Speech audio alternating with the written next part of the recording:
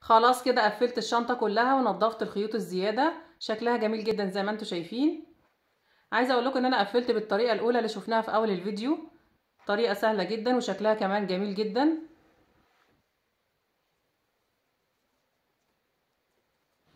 ده شكل الشنطة.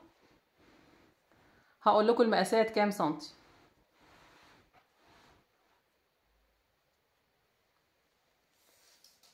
مقاس عرض الشنطة من هنا 45 سنتي بالظبط.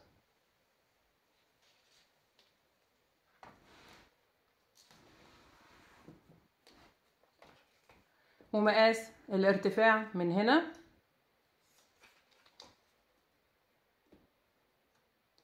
25 سنتي.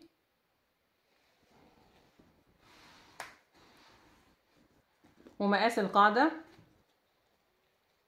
من الزاوية للزاوية 34 سنتي. ومن الضلع للضلع 28 سنتي. طبعا الشنطة واسعة جدا من الداخل.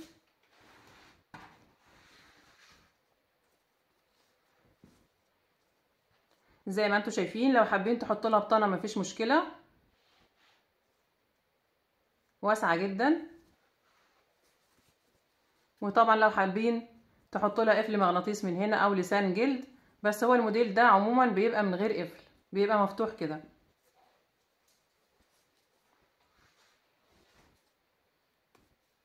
ده لوجو جلد. شنطة جميلة جدا جدا وطريقتها سهلة جدا جدا، ما فيهاش اي صعوبة.